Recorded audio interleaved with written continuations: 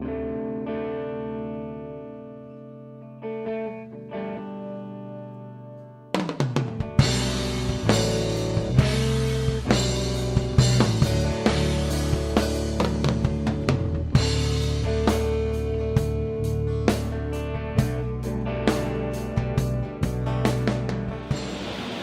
everybody, welcome back for another cigar review. And this week on Stoner Review, I'm reviewing the Crown Heads Tennessee Waltz. Now, this cigar features a Connecticut Broadleaf, Nicaraguan binder, Nicaraguan filler, and is actually named after the song, the Tennessee Waltz, that Jon Huber explains on the site that it was the song that where his maternal grandfather and grandmother had met. They were what they danced to, so that's where this comes from. And that song's been, you know, redone by several artists throughout the years. And this is actually a Tennessee exclusive cigar just for the Crown Heads Tennessee retailers. And I was lucky enough to get a box of these from my good friend Patrick Landrum at Stokey's Ales and Fine Cigars in Brentwood, Tennessee. And I really appreciate that because otherwise I wouldn't be able to get this cigar. But let's look at this. This is a 5.5 by 52 ring gauge, and there's no band on it except for the, I guess you would call that Tennessee Volunteer orange band at the bottom, the ribbon. But other than that, that's pretty much it. But let me take a look at there at the, let's see if it'll focus in on the foot there. I guess not. But anyway, let's go look at the cigar. It's actually a really beautiful looking cigar. Real earthy aroma on the cigar. You can really smell that when you pull it out of the box. Let me go ahead and cut this thing. If I remember, it's like, I think it's 25 to a box, and it's like about $200, a little more $200 for the box of 25. It's not a limited release.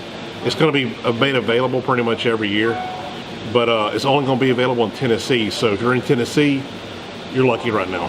So cut this thing.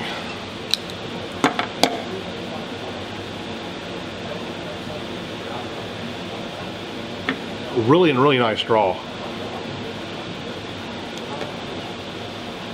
What I get off the draw is a real nice sweet tobacco-y flavor. It's really got a real sweetness to it. It's a little bit earthy, but it's got pretty good flavor. But what the really important is the draw, and it's got like that milkshake draw I always talk about. That's just firm enough, but yet, you know, a little bit loose too. Just give you just enough resistance. It's really nice. Go ahead and light this thing up.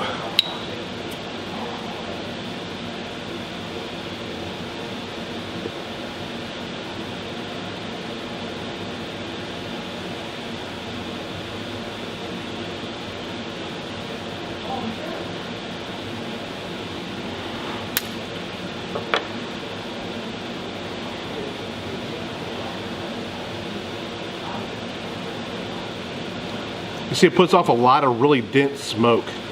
It's got a really full feel to it on the palate.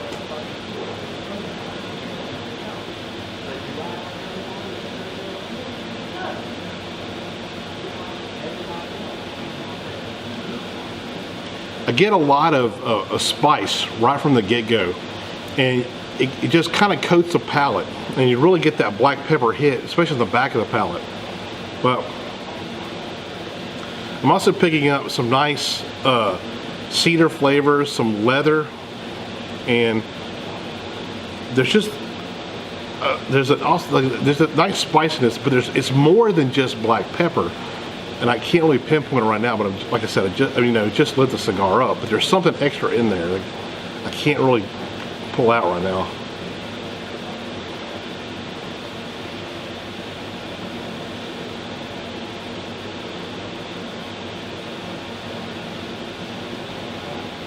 There's also a nice little nuttiness to it also that that one a little bit lingers on the palate more. I kind of get that more kind of leatheriness up front, and then a little bit more of that nuttiness kind of gives the back of the palate, but it has a pretty long finish. Like I mean, I'm still tasting that on my palate now, but anyway, I'm gonna go ahead and get to the midway point of this cigar, and I'll be back to let you know how it is.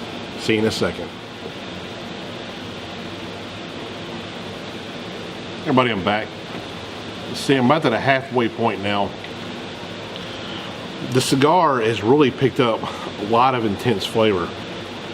I'm still getting some spice, but it's not black pepper. It's kind of hard. I can't really pinpoint it, to be honest. It doesn't have that black pepper sharpness, but I still get that nice spice note on there. Still getting a good leather note on there. I'm still getting that nice woody note. But now I'm also picking up some like sweet cocoa in there. I like dark chocolate cocoa or something like that. It's not overly sweet. It has a little bit of sweetness to it, but it's got a nice little cocoa note to it. It's not a dominant note. To me, the more dominant notes are more like leather and the woodiness too, but in the back I get that sweet cocoa flavor. I mean, it's a really good cigar. I'm really enjoying this cigar.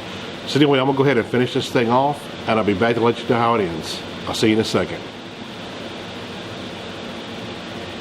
Hey everybody, I'm at the end of the cigar now.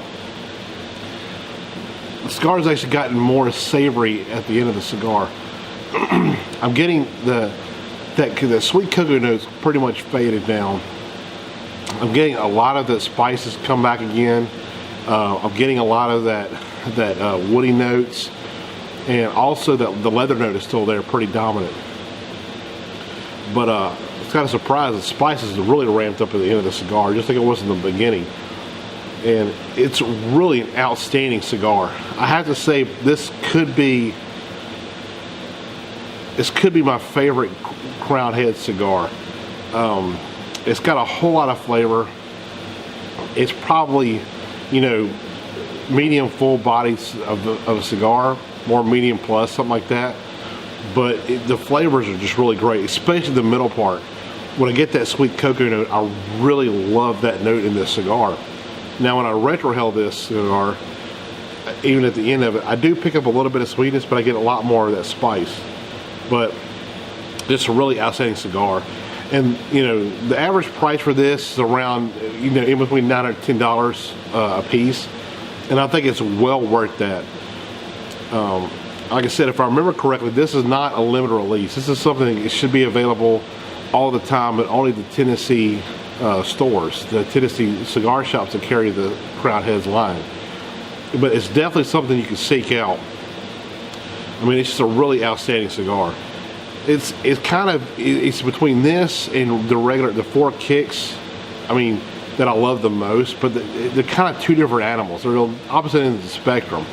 To me, the four kicks is a little bit more mellower. It's perfect for, you know, any time of the day. To me, this is a little bit more heavy.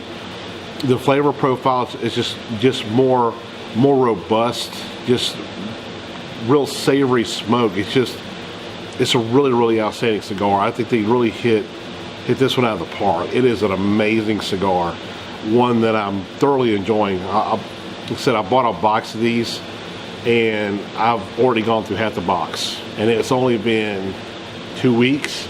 And for me, that's pretty outstanding, because I usually don't smoke cigars back to back, or even, you know, smoke one day and then smoke it again the next day. I got spaced out. But this, I just can't keep smoking it. And I'm even so excited. I've been sharing this with a couple friends of mine that I just had to give it to them. You know, like, you've got to try the cigar. And this is one you definitely need to search out. Like I said, if you're in Tennessee, go to your local shop and pick these up. You know, I'm sure my friend Patrick Landrum will, you know, if you call them up, you know, they'll, you know, Stokey's Ales and Fine Cigars, he'll ship them to you like he did me. Just give them a call, and I'll put the contact information in the write-up part of this review, so you can contact them. You know, it's not one to be missed. This is definitely going to be one of my top cigars of the year. You'll see this again on my top 10 list for sure. There's no doubt. So on that note, I'll see y'all next time.